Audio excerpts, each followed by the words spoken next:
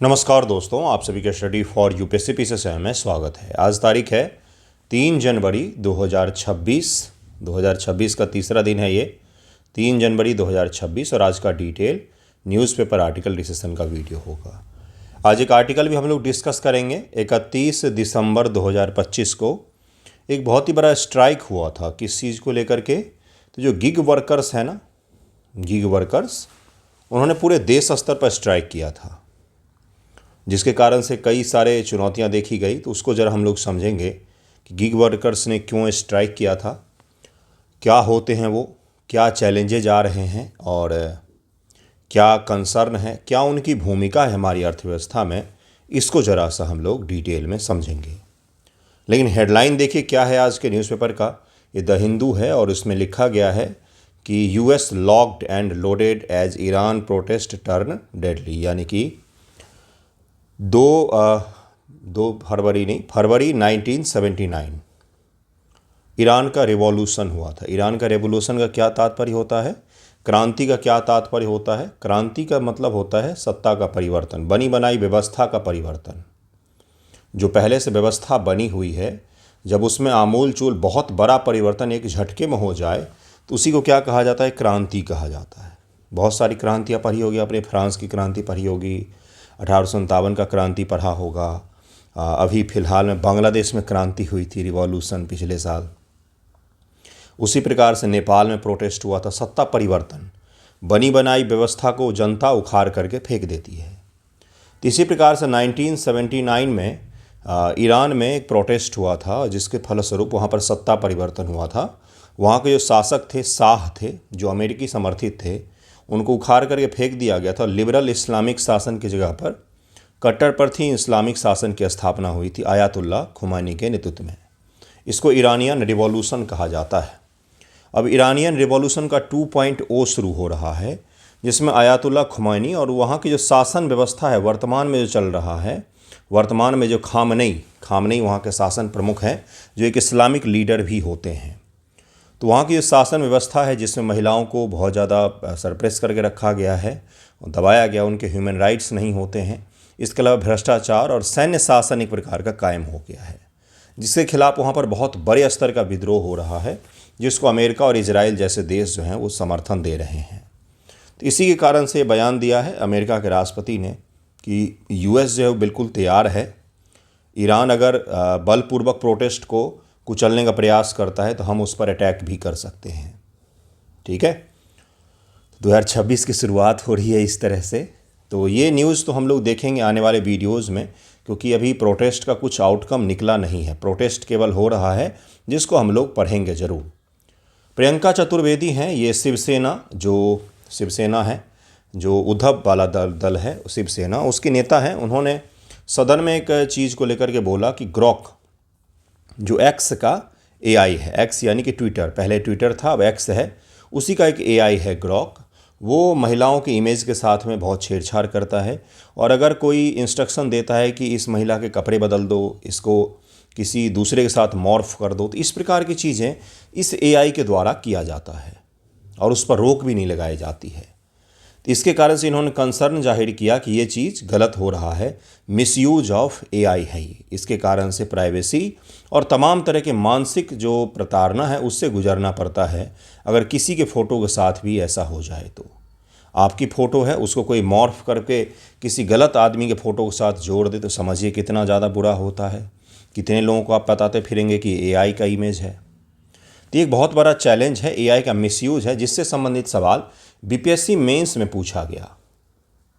69th BPSC mains में पूछा गया था डीप फेक के बारे में। डीप फेक क्या है, क्यों चर्चा में है? क्योंकि उस दौरान रश्मिका मंदाना की जो फ़ोटो थी उसके साथ छेड़छाड़ की गई थी। तो फिलहाल में इसको लेकर के इन्होंने सवाल पूछा है, तो इस टॉपिक को भी ज़रा हम लोग डिटेल में समझने का प्रयास करेंगे। इसके अलावा अमेज़न की एक मक्खी है जिसको पहली बार कानूनी अधिकार मिले हैं। बिल्कुल सही समझ रहे हैं, जो मक्खी डंक नहीं मारती है उसको कानूनी अधिकार मिले हैं सुरक्षा का। उस मक्खी के बारे में भी पढ़ेंगे कि कौन सी मक्खी है, वो क्या है, क्या खासियत है उसकी। लेकिन सबसे पहले डिटेल में ज़रा आर्टिकल डिस्कस करते हैं। समझते हैं कि क्या होते हैं गिग वर्कर्स, क्या उनके कंसर्न है, क्या उनकी भूमिका है हमारी अर्थव्यवस्था में, उसको ज़रा समझने का प्रयास करते हैं। शुरुआत में ही बता दूं, 10 जनवरी से अपना 72 बीपीएससी के लिए बेसिक आंसर राइटिंग शुरू हो रहा है। जिन्हें भी जुड़ना हो जुड़ सकते हैं, 10 जनवरी से शुरू हो रहा है। बिल्कुल बेसिक GS2 से शुरू करेंगे इसमें हम लोग, ठीक है। तो अगर आपको जुड़ना हो तो जुड़िएगा। एक दिन निबंध का भी होता है इसमें, एक दिन निबंध लेखन भी करते हैं हम लोग। देखिए आज का पहला टॉपिक, ये द हिंदू का ही हेडलाइन मैंने लगाया है कटिंग, उसी में ये आर्टिकल आया हुआ था। क्या है देखिए, स्विगी, जोमेटो, मैजिक पिन इत्यादि जो हैं उनके ऑर्डर पहुंचाने वाले जितने भी वर्कर्स थे उन सभी ने एक साथ स्ट्राइक कर दिया।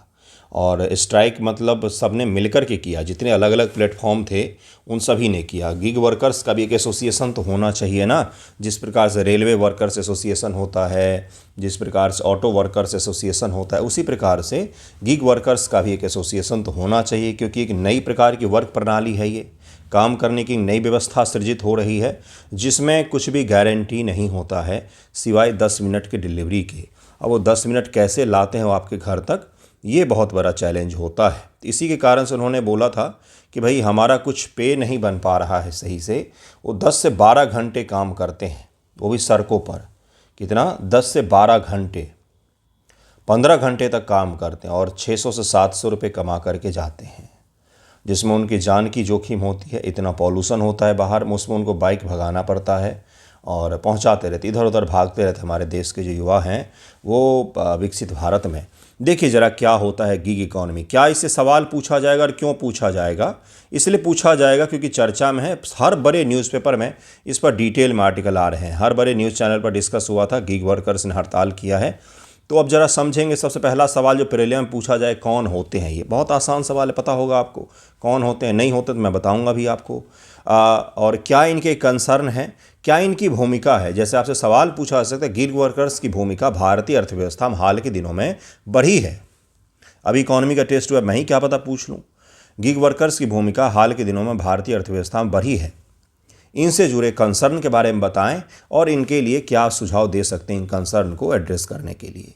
तो इस प्रकार सवाल बनाए जा सकते हैं, जिसको लिखना पड़ेगा आपको। फिर 4 पेज वाला सवाल बन सकता है, 2 पेज वाला सवाल बन सकता है, शॉर्ट एंड लॉन्ग दोनों। गिग इकॉनमी एक ऐसी श्रम बाजार को संदर्भित करता है। Gig economy refer to labour market where work is done through short term. यहाँ पर कार्य पारंपरिक पूर्णकालिक रोजगार के बजाय अल्पकालिक, अनुकूल और कार्य आधारित अनुबंधों के माध्यम से किया जाता है, जहाँ पर कोई फिक्स नहीं होता है काम। ठीक है, जैसे ही काम मिला आपको एलोकेट किया जाएगा, आप वर्क डन करेंगे, आपका काम खत्म, आपकी कमीशन आपके जेब में। ऑन द स्पॉट होता है, कोई ऐसा नहीं होता कि मंथली पे होगा आपको। जैसे ही आपने एक काम खत्म किया, उसके बदले जो पैसा है तुरंत आपको मिल जाता है। और अगर काम नहीं मिला तो फिर आपको नहीं मिल पाता है। तो कौन कौन से होते हैं? जो आपके घर पे सामान पहुंचाने आते हैं वो भी गिग वर्कर्स में शामिल हैं। जो फूड डिलीवरी करते हैं वो भी शामिल हैं। जो राइडर्स होते हैं, जो बाइक राइड करते हैं, जो ओला उबर का है, वो भी शामिल होते हैं इसी में। आजकल के अर्बन कंपनियां जो हैं वो आपके घर पर सैलून की फैसिलिटी देती है। आप मेड हायर करते हैं, घर पर ब्यूटिशियन हायर करते हैं। तो इन सब चीज़ों का जो काम है ये सब ऑन द स्पॉट पेबल होता है। आप पेमेंट करते हैं और उनका हिस्सा उनको मिल जाता है। कोई पूर्णकालिक नहीं होता है। काम की डिमांड आई तो फिर आपको डिमांड में मिलेगा, नहीं आया तो हो सकता है आपके एलोकेशन में आए ही ना। आज के दौर में काम, आज के दिन में कोई काम आए ही ना। तो इस प्रकार से पूरा गिग अर्थव्यवस्था जो है वो काम करता है। फ्रीलांसर्स भी इनको कह दिया जाता है, लेकिन आय इनकी कम होती है। इस प्रणाली में जिन व्यक्तियों को प्रायः गिग या प्लेटफॉर्म वर्कर्स कहा जाता है वे उबर, स्विगी, जोमेटो, अर्बन कंपनी, ओला जैसे डिजिटल प्लेटफॉर्म के माध्यम से क्या क्या करते हैं? तो भोजन वितरण, लॉजिस्टिक, फ्रीलांस, कुरियर पहुंचाना, ये सारे काम यही लोग करते हैं। भारत की गिग इकॉनमी बहुत उल्लेखनीय वृद्धि हुई है, बहुत ज़्यादा। मतलब कि आप मान करके चलिए कि अनुमान है कि आने वाले 10 वर्षों में 20 करोड़ से ज़्यादा गिग वर्कर्स होंगे भारत की अर्थव्यवस्था में। कितना? 20 करोड़। फिलहाल में लगभग 77 से 80 लाख के करीब में गिग वर्कर्स भारत में काम कर रहे हैं। ज़रा इमेजिन कीजिए कितनी बड़ी संख्या है ये। यह वर्ग अब कुल कार्यबल का 2% से अधिक हिस्सा है। यानी कि भारत में अगर 100 लोग काम कर रहे हैं तो अभी उसमें से 2%, 2 लोग जो हैं वो गिग वर्कर हैं। गिग वर्कर हैं जो डिजिटली कनेक्टिविटी, शहरीकरण, फूड डिलीवरी इत्यादि के द्वारा उनको काम मिलता है, रोजगार उनको मिलता है। काम इसमें इसलिए आसानी से मिल जाता है क्योंकि बाइक भी आपका ही है, तेल भी आपको ही भराना है और कोई खास ऐसा एजुकेशनल बैकग्राउंड भी नहीं चाहिए। आप अप्लाई कीजिए, वो एक छोटा सा आपसे सवाल जवाब करते हैं और उसके बाद आपको इसमें ले लेते हैं। इसके कारण से बहुत सारे लोग, बहुत सारे युवा जिन्हें काम नहीं मिल पाता है सही से, वो इन कामों में जुड़ते हैं। केंद्रीय बजट 2024-25 के गिग वर्कर्स की पहचान पत्र, स्वास्थ्य देखभाल लाभों की शुरुआत की गई केंद्रीय बजट 2025 में, जिससे बेहतर सामाजिक सुरक्षा और वित्तीय समावेशन सुनिश्चित हुआ है, ऐसा कहा जा रहा है इनके द्वारा। लेकिन अभी तक ये चीज़ें इम्प्लीमेंट नहीं हुई हैं। ख़ास तौर से चीज़ें इसलिए ज़्यादा कंसर्निंग हो जाती है ना, क्योंकि युवाओं के बेरोजगारी का ये कंपनियां फ़ायदा उठाती हैं। किस प्रकार से फ़ायदा उठाती हैं? एक गिग वर्कर्स ने अगर विरोध किया कि हम काम नहीं करेंगे, हमें अगर सही पैसा नहीं मिलेगा, तो 4 युवा जो बेरोजगार हैं वो उस कम दाम पर काम करने के लिए तैयार बैठे होते हैं कि कोई बात नहीं, हमें कम ही दे दो लेकिन काम दे दो। बेरोजगारी का ऐसा आलम हो गया है। ठीक है, तो इसके कारण से इनके पास काम करने वाले लोगों की कमी नहीं होती है और इनकी सुनी नहीं जाती। इसी कारण से क्या योगदान देती है गिग इकॉनमी भारत के विकास में, तो जरा इसको समझ। तो सबसे पहला और सबसे बड़ा योगदान जो है वो है रोजगार सृजन और युवा समायोजन, अर्थात क्या कहा जाता है इसको, employment generation and youth absorption, यानी कि जो युवा बेरोजगार घूम रहे थे उनको कुछ तो काम मिल जाता है, कुछ तो काम मिलता है। बहुत आवश्यक होता है एक उम्र के बाद काम मिलना, नहीं तो फ्रस्ट्रेशन हावी होने लग जाता है। गिग इकॉनमी 7 से 8 मिलियन से अधिक श्रमिकों को आजीविका प्रदान करती है। 2030 तक यह संख्या 23.5 मिलियन पहुंचने की संभावना है। ज़रा सोचिए कितना, 2030 तक ही 2.5 करोड़ से ज़्यादा हो जाएंगे। अब यहाँ पर आपको एक चीज़ समझाता हूँ मैं। जब भी इस तरह की चीज़ों की आवाज़ उठाई जाती है तो कहा जाता है कि हम रोज़गार दे रहे हैं, कंपनियां कहती है कि हम रोज़गार दे रहे हैं, लेकिन इसके पीछे एक बहुत बड़ा साजिश है जो छुपा हुआ है, जो आपको समझना पड़ेगा। इन कंपनियों ने मान लीजिए 50 लाख लोगों को रोज़गार दिया है, जो 70 लाख लोगों को रोज़गार दिया है, 70 लाख गिग वर्कर्स काम कर रहे हैं। लेकिन इस 10 minute delivery system, food delivery system, online हर चीज़ के खरीदने के कारण से कितने छोटे शहर के किराना दुकान जो हैं वो बंद होने के कगार पर आ गए, इसका कोई लेखा जोखा है? कितने करोड़ परिवार जो हैं वो गरीबी में फंसते जा रहे हैं इसके कारण से, क्योंकि आय कम हो गई ही है। घर के बगल के किराना स्टोर से नहीं मंगाना, आलस के कारण से 20 रुपये का चीज़ जो है वो 40 रुपये दाम दे करके लोग मना रहे हैं। क्यों भाई? क्योंकि उतर के कौन जाए बाहर। तो ये एक बहुत बड़ा आपको समझना पड़ेगा कि एक तरफ तो रोज़गार दिया है, लेकिन एक तरफ बनी बनाई अर्थव्यवस्था को बहुत नुकसान भी पहुंचाया है। आपको कोई इलेक्ट्रॉनिक आइटम खरीदना होता है, पहले आप कहाँ पर जाते हैं? दुकान में जाते हैं, अमेजन या फ्लिपकार्ट पर जाते हैं, ऑनलाइन जाते हैं, वहाँ सर्च करते हैं, वहाँ पर मिल जाता है, परचेज कर लेते हैं, नहीं पसंद आया वापस कर देते हैं। बगल के दुकान में जाना कम कर दिया हम सभी ने। तो ये एक बहुत बड़ी चुनौती है। रोज़गार भले ही दिया इसने, लेकिन बनी बनाई जो हमारी अर्थव्यवस्था थी उसको नुकसान भी पहुंचाया है। ये आपको पॉइंट लिखना पड़ेगा कंसर्न में। विशेष रूप से शहरी क्षेत्रों में यह युवाओं, प्रवासी, अर्धकुशल श्रमिकों के लिए रोजगार का अवसर प्रदान करती। सेवा क्षेत्र और जीडीपी को बढ़ावा मिला है। देखिए क्या कहा गया, गिग प्लेटफॉर्म सेवा क्षेत्र महत्वपूर्ण योगदान देते हैं। जो सेवा क्षेत्र भारत के 55% हिस्सा है हमारी इकॉनमी का, उसमें बहुत बड़ा योगदान देते हैं। और कई सारे चीज़ क्विक डिलीवरी जो है उस क्षेत्र में बहुत अच्छा काम हो रहा है। 10 मिनट में चीज़ें पहुंचाने का दावा करते हैं। क्यों चाहिए 10 मिनट में आपको सामान? पहले भी तो जब 10 मिनट का सिस्टम नहीं था, काम चल रहा था, लोग मंगा रहे थे ऑनलाइन, तो कहीं तो हम एक लिमिटेशन लगाएंगे ना कि भाई कल को आपके घर के बाहर बड़े बड़े गोदाम खोल लेंगे और बोलेंगे 2 मिनट में सामान की डिलीवरी कर रहे हैं, लेकर के सब दौड़ते फिरेंगे रोड पर। हमें कहीं तो रोकना पड़ेगा कि नहीं ये चीज़ सही है या गलत है, उसे ज़रूर हमें रुक करके देखना पड़ेगा। डिजिटल अर्थव्यवस्था और नवाचार को बढ़ावा मिलता है इससे, बिल्कुल सही बात है ये। अगला है कि वे भारत के डिजिटल पब्लिक इंफ्रास्ट्रक्चर इकोसिस्टम के हिस्सा बनते हैं। यूपीआई, आधार, मोबाइल कनेक्टिविटी और नए पेमेंट या ट्रांजैक्शन का सिस्टम, क्विक डिलीवरी इत्यादि इत्यादि चीज़ों को इससे बढ़ावा मिलता है। इसके परिणाम स्वरूप भारत की डिजिटल अर्थव्यवस्था है वो बहुत तेज़ी गति से बढ़ी है। दुनिया के कई सारे टूरिस्ट जब भारत आते तो उनको अचंभा होता है कि हम तो विकसित देश से आए हैं, यहाँ 10 मिनट में कैसे फूड डिलीवरी संभव हो पा रहा है, 10 मिनट में कैसे ग्रॉसरी डिलीवरी संभव हो पा रहा है। तो विकसित देशों में भी इस प्रकार के सिस्टम नहीं मौजूद हैं जो अपने यहाँ पर हमने बनाया हुआ है। लघु मध्यम उद्यम उद्यमिता को समर्थन मिलता है। आप अपने घर से क्लाउड शॉप का अवधारणा चला है, क्लाउड किचन की अवधारणा चली है। आप अपने घर में खाना बनाइए और उसे आप स्विगी जोमेटो के माध्यम से बेच सकते हैं। तो गिग वर्कर्स उसमें भी सहायक होते हैं क्योंकि फूड डिलीवरी का काम तो वही करते हैं। तो नए प्रकार के छोटे छोटे उद्योगों को इसके कारण से बहुत बढ़ावा मिला है।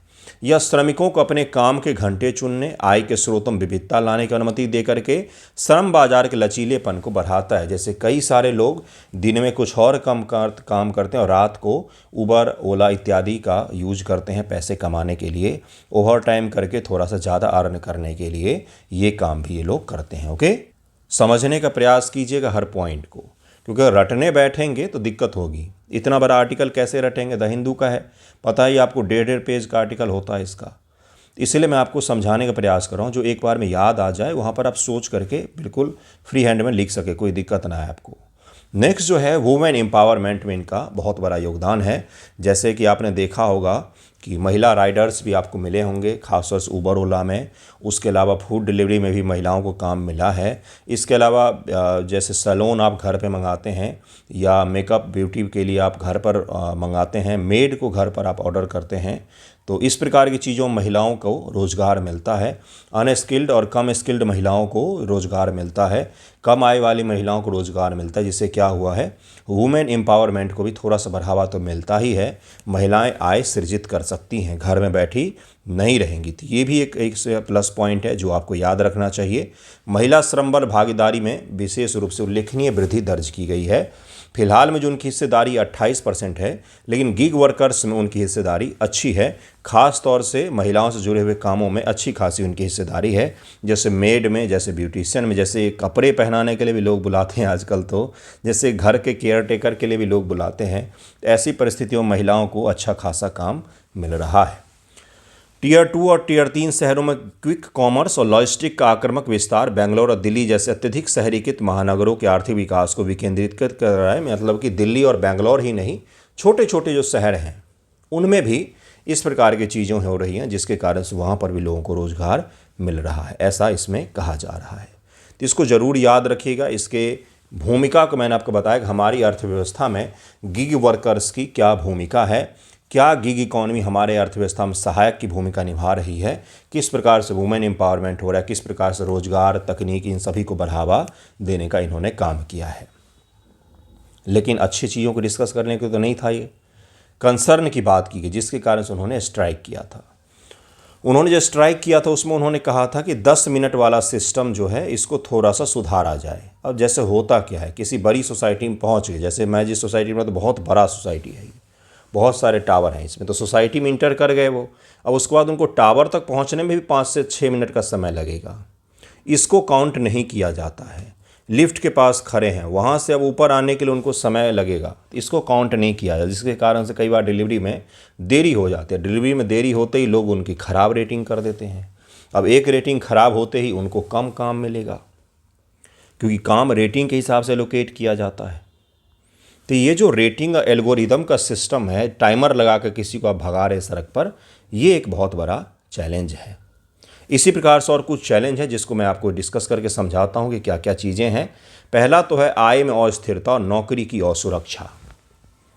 आय स्थिर नहीं होती इनकी, किसी दिन काम मिला, किसी दिन काम नहीं मिला। हॉलीडे में, पार्टी फंक्शन के समय में काम मिलता है इनको, जैसे दिवाली हो, न्यू ईयर हो, खूब काम मिलता है।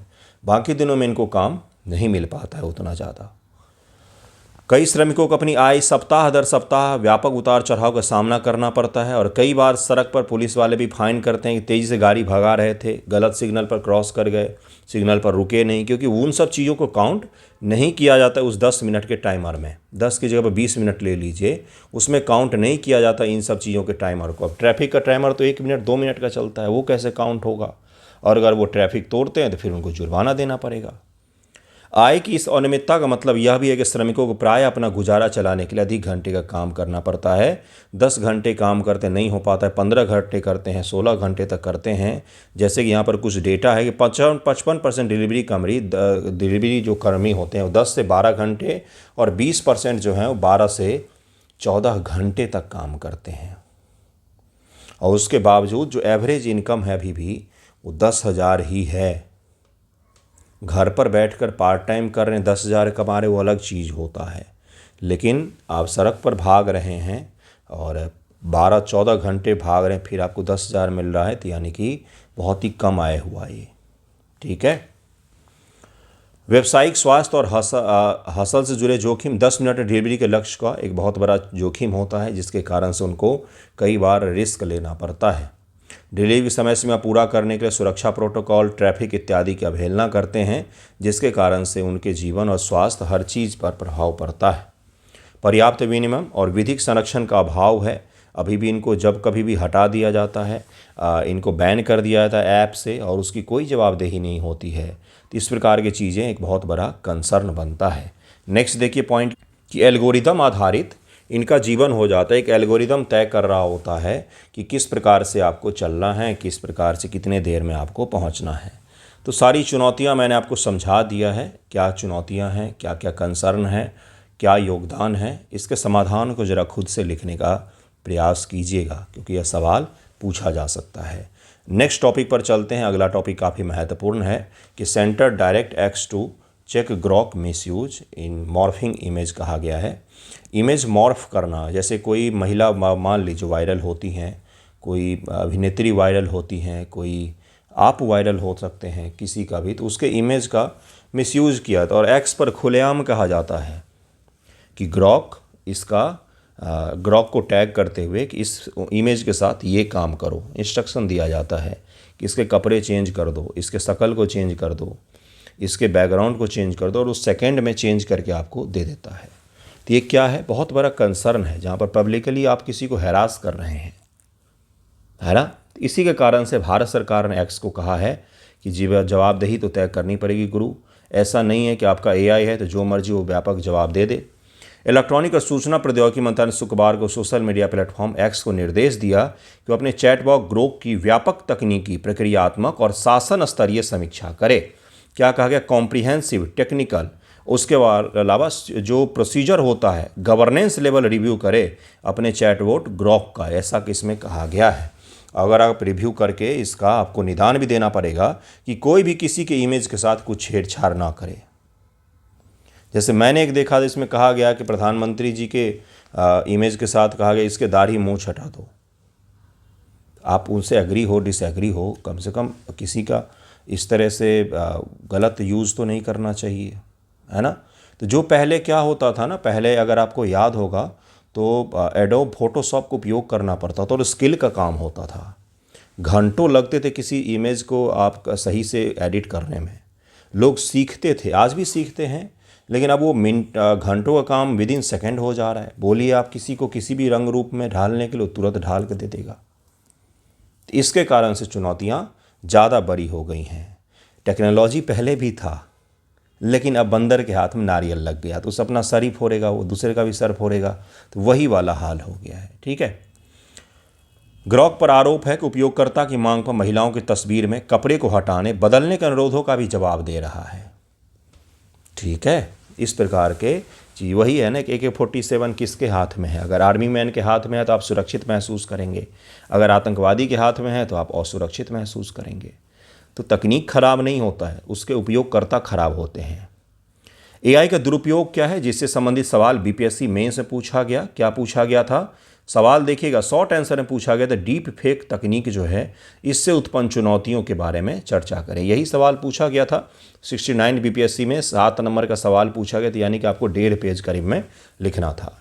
एआई की तेज़ी से प्रगति के साथ इसके दुरुपयोग की घटनाएं भी काफ़ी ज़्यादा बढ़ी हैं, इसके कारण से भारत सरकार ने digital personal data protection act को भी लागू किया है, जिसके तहत में आप किसी के सामग्री के साथ कोई भी छेड़छाड़ बिना उससे पूछे आप नहीं कर सकते हैं। ठीक है। डीप फेक और गैर सहमति पूर्ण सामग्री, जिसको कहा जाता है कि भाई एआई टूल का उपयोग करके महिलाओं के छवियों के साथ हेरफेर और अश्लील सामग्री उत्पन्न करने के लिए ग्रॉक जैसे चैटबॉट या और भी कई सारे चैटबॉट हजारों की संख्या में मौजूद हैं। आप भी बना सकते हैं अपना चैटबॉट एआई का उपयोग करके, तो उनका उपयोग किया जाता है। पूर्वाग्रह और भेदभाव, एआई मॉडल में अंतर्निहित पूर्वाग्रह जो स्वास्थ्य सेवा या भर्ती में असमानताएं पैदा करते हैं। साइबर अपराध, एआई सक्षम फिशिंग, मालवेयर, डेटा पॉइजनिंग जिसको कहा जाता है, डेटा को खराब कर देना, जो सिस्टम को भ्रष्ट बनाती है, ये भी एक मिसयूज में आता है। अगला मिसयूज क्या है? गोपनीयता का उल्लंघन है। और उसके बाद से हथियारबंद एआई, ऑटोमेटिक एआई जिनका उपयोग डिफेंस में किया जा रहा है या साइबर हमलों के लिए किया जा रहा है, तो वेपनाइज्ड एआई इसको कहा जाता है। इस टर्म को जरूर याद रखिएगा, इसका उपयोग कीजिएगा आंसर राइटिंग में। थोड़ा सा स्टैंडर्ड इस प्रकार के शब्दों को उपयोग करते हैं तो आपको मार्क्स थोड़े से अधिक मिलते हैं। प्रभाव क्या पड़ता है? सामाजिक प्रभाव, विश्वास की हानि, ट्रस्ट जो होता है वो कम होता है। मानसिक स्वास्थ्य पर प्रभाव पड़ता है, विशेषकर डीप फेक से उत्पन्न उत्पीड़न। सोचिए आपका इमेज कोई इतना भद्दे तरीके से कर दे मॉर्फ कि आप उसको देख करके शर्मिंदा महसूस करें, तो किस प्रकार का मानसिक प्रभाव पड़ेगा, तो उसकी चर्चा यहाँ पर की गई है। इसी कंसर्न के लिए जो प्रियंका देशमुख नाम है उनका, उन्होंने राज्यसभा में यह सवाल पूछा। आर्थिक प्रभाव, साइबर अपराध से अरबों डॉलर का नुकसान होता है। जैसे 2025 में एआई संबंधित डेटा लीक जो हुआ है, इसके कारण बड़े स्तर का नुकसान देखा गया है। राजनीतिक प्रभाव क्या है? पॉलिटिकल इम्पैक्ट क्या है? तो चुनाव में इसका उपयोग किया जा सकता है। जैसे हाल के दौर में जो चुनाव हुए थे, उस दौरान आपने देखा होगा कि एआई का उपयोग करके किस प्रकार के वीडियो बनाए गए। प्रचार के लिए वीडियो अलग बनता है, लेकिन दूसरे पार्टी के नेताओं के भाषण को एआई का मॉर्फ का उपयोग करके कुछ और बुलवा देना, ये बहुत आसान हो गया है आजकल के दौर में। नैतिक प्रभाव भी उत्पन्न होता है। पूर्वाग्रह से सामाजिक विभाजन और सुरक्षा जोखिम को लेकर के व्यापक खतरा उत्पन्न होता है। तो ये इसके क्या हो गए? आर्थिक, राजनीतिक, नैतिक प्रभाव हो गए। सामाजिक प्रभाव भी मैंने आपको बताया, सामाजिक, आर्थिक, राजनीतिक, और जो नैतिक प्रभाव, इथिकल इम्पैक्ट क्या पड़ता है, ये मैंने आपको समझाया। अब इसका समाधान भी तो हम लोग देखेंगे जरा। विनियम और कानूनी ढांचा, जैसे यूरोपीय संघ एआई अधिनियम जैसे कानून को अपनाया गया है, जैसे भारत में डिजिटल डेटा प्रोटेक्शन एक्ट को अपनाया गया है, जैसे अमेरिका में भी जनरल डेटा प्रोटेक्शन एक्ट लागू है, उसी प्रकार के डेटा प्रोटेक्शन एक्ट को न केवल एक्ट लागू करना बल्कि उसके इम्प्लीमेंटेशन को भी ध्यान में रखना। जैसे ग्रॉक को अभी क्यों बोला गया, जब वो पहली बार आया था तभी क्यों नहीं बोला गया, और उसकी हिम्मत कैसे हुई इस तरह की चीज़ों को लाने की, जब अपने यहाँ पर कानून लागू है। तो कानून तो लागू है, उन्हें पता भी होगा, फिर भी इस तरह की अनुमति क्यों दी गई किसी चैटबॉट को किसी की इमेज के साथ कोई छेड़छाड़ करे। बाकी चैटबॉट जो बड़े हैं उनमें तो ऐसा संभव नहीं है। आप मोदी जी की इमेज के साथ जेमिनाई का उपयोग करके कुछ छेड़छाड़ तो नहीं कर सकते हैं, या किसी के भी इमेज के साथ में, है ना। तो ये एक बहुत बड़ा चैलेंज है यहाँ पर, जिसको समझना चाहिए कि कानून केवल होने से काम नहीं होता बल्कि उसके इम्प्लीमेंट भी होना चाहिए। तकनीकी सुरक्षा उपाय, deep fake, detection tool, water marking या प्रतिकूलन इनपुट के खिलाफ मजबूत मॉडल होना चाहिए भाई, कि किस फोटो को किस एआई के द्वारा बनाया गया है उस पर सॉलिड वाटर मार्क होना चाहिए। इसको लेकर के भारत सरकार ने एआई गाइडलाइन जो जारी किया है नवंबर 2025 में, जो मैंने पढ़ाया भी था आपको, उसमें ये चीज़ स्पष्ट किया गया कि वाटर मार्क होना ही चाहिए। नैतिक दिशा निर्देश होना चाहिए कि भाई आप सही से एआई मॉडल को ट्रेंड करें, जो इस तरह के चीज़ें ना करें। शिक्षा और जागरूकता, इंटरनेट एजुकेशन मिलना चाहिए लोगों को कि इंटरनेट पर कैसे बिहेव किया जाता है, और सहयोग, सरकारें, कंपनियां, शोधकर्ता मिलकर के एआई टूल में सुधार के लिए रिकमेंडेशन दे सकते हैं। नेक्स्ट टॉपिक है, ये प्रीलिम फैक्ट होगा। First mountain tunnel breakthrough achieved in bullet train project. Palghar district है महाराष्ट्र का, वहाँ पर बुलेट ट्रेन प्रोजेक्ट के लिए पहला माउंटेन टनल सफलतापूर्वक बना लिया गया है। माउंटेन टनल इसलिए बनाया गया है क्योंकि बुलेट ट्रेन यहाँ से गुजरेगा, और बुलेट ट्रेन के लिए अलग से सब कुछ, पूरा इंफ्रास्ट्रक्चर ही बिल्कुल फ्रेश बनाया जा रहा है, क्योंकि वो इन पटरियों का उपयोग नहीं होता, उसमें सुपर कंडक्टर और मैग्नेटिक फील्ड इत्यादि का उपयोग होता है, जो मैं कभी डिटेल में आपको समझाऊंगा तकनीकी पहलू को। तो उसके लिए पहली बार इसको बनाया गया है, इस टनल को। कहाँ पर? तो महाराष्ट्र के पालघर डिस्ट्रिक्ट में। ये प्रीलिम फैक्ट में आपसे पूछा जा सकता है। मुंबई अहमदाबाद हाई स्पीड परियोजना की पहली पर्वतीय सुरंग सफलतापूर्वक महाराष्ट्र के पालघर जिले में हासिल की, जहां पर 1.5 किलोमीटर लंबी करीब में यह सुरंग है, 1 या 1.5 किलोमीटर। रेल मंत्री जी ने इसकी ट्वीट करके घोषणा दी है। 1.5 किलोमीटर लंबी यह सुरंग महाराष्ट्र बुलेट ट्रेन कॉरिडोर के लिए प्रस्तावित 7 सुरंगों में सबसे लंबी है। 7 सुरंगें बनाई जाएंगी, जिनमें सबसे लंबी यही है। यह पहली पर्वतीय सुरंग है जो राज्य की परियोजना के लिए बनाई गई। इसके अलावा 6 और अभी बनने हैं। लगभग 1.5 किलोमीटर लंबा है ये जरूर याद रखिएगा। प्रीलिम फैक्ट में छोटी छोटी चीज़ों के बारे में पूछ लिया जाता है। ब्लास्ट विधि का उपयोग करके ड्रिल एंड ब्लास्ट, पहले ब्लास्ट किया जाता है फिर ड्रिल किया जाता है। उस विधि का उपयोग करके 18 महीनों में इस टनल को बनाया गया है। मुंबई अहमदाबाद बुलेट ट्रेन परियोजना के बारे में शॉर्ट में इंफॉर्मेशन लेंगे हम लोग, देन फिर मक्खी वाले टॉपिक पर हम लोग चलेंगे। Mumbai Ahmedabad high speed rail परियोजना भारत की पहली बुलेट ट्रेन परियोजना है। 508 किलोमीटर लंबी है। जापान के सहयोग से विकसित हो रही है। जापान इसमें तकनीकी सहयोग दे रहा है क्योंकि हमारे पास बुलेट ट्रेन की तकनीक नहीं है। यह परियोजना मुंबई अहमदाबाद के बीच यात्रा के समय को 7 से 8 घंटे से घटा करके लगभग 2 घंटे तक कम कर देगी। 2 घंटे में 500 किलोमीटर की यात्रा, 500 किलोमीटर यानी कि 2.5 घंटे पर 100 किलोमीटर पर आवर की रफ्तार से कम ये चलेगी। लेकिन एवरेज स्पीड इससे कम होगा क्योंकि बीच में और भी स्टॉपेज तो होंगे। ऐसा थोड़ी नहीं कि मुंबई से चल के डायरेक्ट अहमदाबाद में ही रुकेगी, बीच में और स्टॉपेज भी तो बनाए जा सकते हैं। तो इनको अगर देना चाहिए था तो लंबा रूट और देना चाहिए, जैसे मुंबई से डायरेक्ट कोलकाता, जिसमें सारे पूरे भारत इधर के उधर कवर हो जाते हैं ना। खैर चलिए, शुरुआत तो हो कहीं से। परियोजना 2017 में शुरू हुई। Japan international corporation agency JICA के सहयोग से 81% फंडिंग और शेष भारत सरकार जो है 19% फंडिंग इसकी कर रही है। और ये जो जाइका से फंडिंग मिल रहा है, ये फंडिंग भी 1% के ब्याज पर ही हमें मिल रहा है, यानी कि जापान कंप्लीटली सहयोग कर रहा है भारत को बुलेट ट्रेन बनाने में। कुल अनुमानित लागत 1.6 लाख करोड़ रुपये से अधिक हो गई है, जो मूल लागत 1.8 करोड़ से और 83% अधिक है। पहले जो रखा गया था उससे काफ़ी ज़्यादा इसकी फंडिंग हो रही। हमने अंदाज़ा जितना लगाया था उससे बहुत ज़्यादा पैसे खर्च होंगे। 12 स्टेशन होंगे, मुंबई, ठाणे, बिरार, बोईसर और दहालू और भी कई सारे, सूरत, भरूच, बड़ोदरा, आनंद और अहमदाबाद, ये सारे स्टेशन होंगे। इसमें 12 स्टेशनों पर यह रुकेगी। 2 घंटे में ये पूरे सफ़र को तय कर लेगी। मुंबई से चल के अहमदाबाद 2 घंटे मात्र पहुँच जाएगी। अब प्रगति वगैरह तो याद रखने की ज़रूरत है नहीं। अब आते हैं, अमेजन की बिना डंक वाली मधुमक्खी को कानूनी अधिकार मिला है भाई। पेरू के सतीपो है ना, अमेजन रेन फॉरेस्ट एरिया की बिना डंक वाली मधुमक्खी है ये। नगरपालिका ने एक नगरपालिका अध्यादेश के माध्यम से बिना डंक वाली स्थानीय मधुमक्खी मेलिपोनिनी जनजाति के अधिकारों को मान्यता प्रदान की गई। इसके तहत अमेजन की बिना डंक वाली मधुमक्खी को कानूनी अधिकार प्रदान किए ताकि पेरू की जैव सांस्कृतिक विरासत को संरक्षित किया जा सके। मधुमक्खी को भी कानूनी अधिकार मिला है, पहली बार इस तरह से हुआ है। ज़रूर इसको याद रखिएगा। क्यों ना भले भाई, मधुमक्खी के साथ इतना भेदभाव क्यों? केवल शेरों को संरक्षित करते हैं, मच्छर को मार देते हैं, ऐसा क्यों? है ना, तो इसीलिए मधुमक्खी को, लेकिन ये डंक नहीं मारती, इसको कानूनी अधिकार मिला है। यह वैश्विक स्तर पर कीटों के अधिकार को कानूनी मान्यता देने वाला पहला कदम है। इसके माध्यम से जैव सांस्कृतिक संरक्षण को बढ़ावा मिलेगा। प्रकृति के अधिकारों पर आधारित शासन मॉडल को एक नई मजबूती मिलेगी, ऐसा कहा जा रहा है। पता ही आपको, ये सब डेकोरेटिव वर्ड होते हैं, बड़ी बड़ी बातें। मुख्य बात यही थी कि इस मक्खी का बड़ा महत्व है वहाँ के संस्कृति के हिसाब से, इसीलिए इसको वहाँ पर कानूनी संरक्षण दिया गया है। बिना डंक वाली मक्खी होती है, ये इसकी खास बात होती है।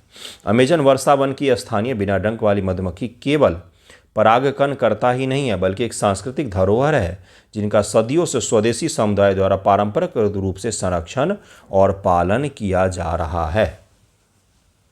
इसी के कारण से इनको दिया गया है।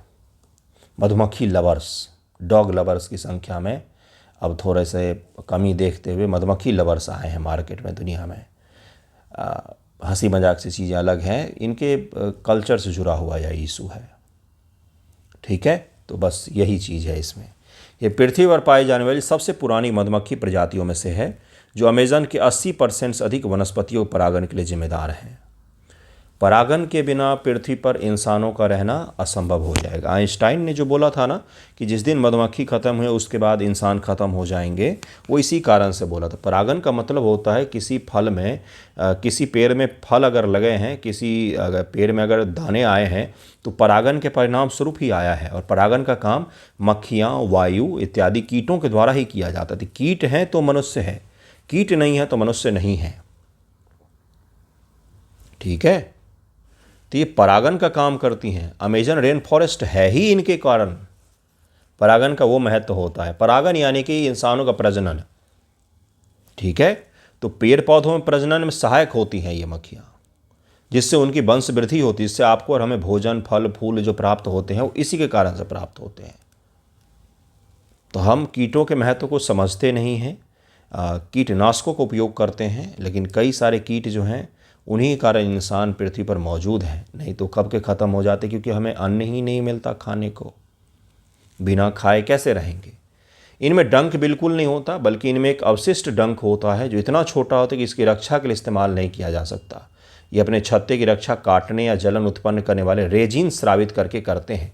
ये जो अपने छत्ते की रक्षा करते हैं उसके लिए भी ये काटते नहीं है लोगों को, बल्कि जलन उत्पन्न करने वाला एक रेजिन होता है जिसको ये स्रावित करते हैं, जिसके कारण से इनका छत्ता सुरक्षित रहता है। आवास कहाँ पर है, तो उष्णकटिबंधीय और उपोष्णकटिबंधीय क्षेत्र में मूल रूप से पाई जाती हैं। गर्म जलवायु वाले क्षेत्रों में विश्व स्तर पर पाए जाते हैं। इनकी सबसे अधिक विविधता अमेजन रेन फॉरेस्ट में ही पाए जाते हैं। अमेजन को विश्व का फेफड़ा भी कहा जाता है। ये अत्यधिक सामाजिक होते हैं, जो वर्ष भर कॉलोनियों में रहते हैं और खोखले वृक्ष के तनों में घोंसलियाँ बनाते हैं ये। और कुकू मीरिया समुदाय के सांस्कृतिक का अभिन्न अंग माना जाता है इनको, इसीलिए इनको सुरक्षित किया गया है। ज़रूर याद रखिएगा इनके बारे में, ये अमेजन रेन फॉरेस्ट की मक्खी के बारे में, जिनका नाम यहाँ पर है। और इनको अधिकार मिला है, सुरक्षा देने का अधिकार दिया, कानूनी अधिकार मिला है इनको सुरक्षित करने का। क्यों मिला है वो भी आपको समझाया है मैंने, इसको ज़रूर याद रखिएगा। धन्यवाद आप सभी का वीडियो देखने के लिए। और 2026 है तो एक पहले से रिजोल्यूशन ये रखिएगा कि मुझे इस बार डिसिप्लिन तरीके से पढ़ना है, और बस पढ़ने का रिजोल्यूशन रखना चाहिए। पढ़ के अपना कर्म करना है, बाकी आपके हाथों में नहीं होता है रिजल्ट। तो अपना कर्म 100% कीजिए, डिसिप्लिन वे में कीजिए, अच्छे से पढ़िए, गैप मत कीजिए पढ़ाई के दौरान, और हल्के में मत लीजिए चीज़ों को। कंपटीशन 2025 में जितना था ना, उससे ज़्यादा 2026 में है, उससे ज़्यादा 2027 में होगा, उससे ज़्यादा उससे आगे होगा।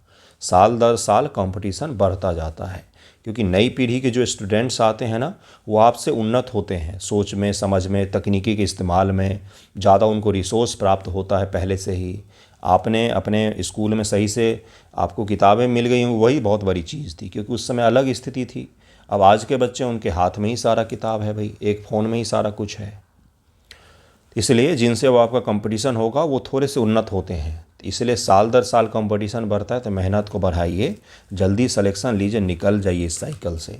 इस साइकिल से निकलना बहुत मुश्किल होता है। धन्यवाद आप सभी का।